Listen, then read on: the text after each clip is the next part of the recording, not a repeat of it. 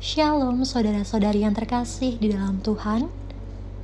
Bersyukur pada hari ini kita masih diberi kesempatan untuk mendengarkan renungan suling di bulan Februari tahun 2023. Sebelum kita mendengarkan firman Tuhan pada hari ini, marilah kita bersama-sama untuk bersatu di dalam doa.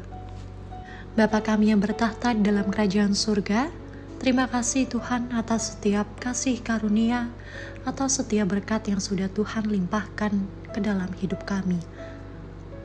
Bapa, bukakanlah hati kami, bukakanlah pikiran kami, agar kami dapat menerima setiap firman yang Engkau sampaikan melalui renungan suling pada hari ini. Sekali lagi kami mengucap syukur Tuhan, terima kasih. Hanya di dalam nama Tuhan Yesus Kristus, kami telah berdoa dan mengucap syukur kepadamu. Haleluya. Amin. Saudara-saudari yang terkasih di dalam Tuhan, renungan kita pada hari ini berjudul Cara Tuhan Mencukupkan dan Menolong. Yang bacaan Alkitabnya diambil dari kitab 2 Raja-Raja pasalnya yang keempat, ayatnya yang pertama sampai dengan yang ketujuh.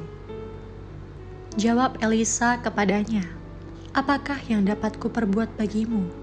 Beritahukanlah kepadaku apa-apa yang kau punya di rumah." Berkatalah perempuan itu, "Hambamu ini tidak punya sesuatu apapun di rumah, kecuali sebuah buli-buli berisi minyak." Saudara-saudari yang terkasih di dalam Tuhan, ada seorang janda yang suaminya dulu pelayan Tuhan setia, namun sudah meninggal. Tapi mungkin karena keadaan, tidak hanya terkesan miskin, tapi ia terjerat hutang. Mungkin begitu parah keadaannya, hingga pemberi hutang hendak mengambil kedua anaknya untuk menjadi budak sebagai pelunas hutang.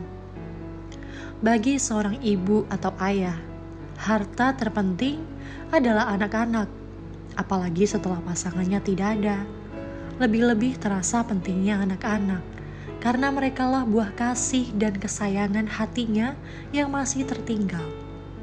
Jadi, masalah janda ini begitu dalam, serius, dan sangat memedihkan hatinya. Ia telah terpisah dari suami, dan sekarang ia terancam terpisah lagi dari kedua anak yang sangat disayanginya.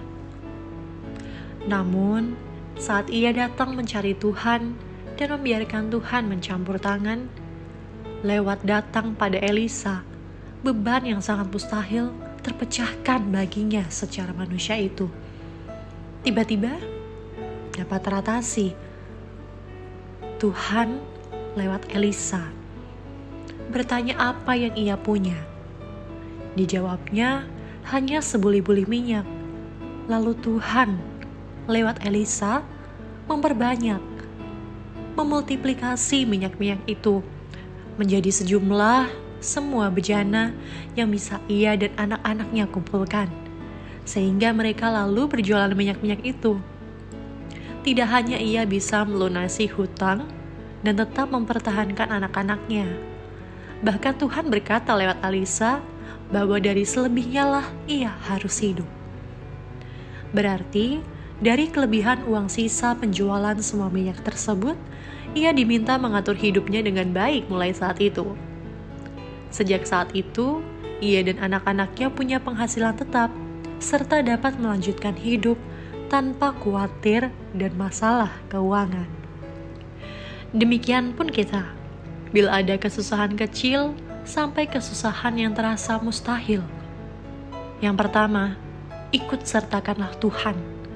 Hasilnya akan berbeda ketika Tuhan yang campur tangan.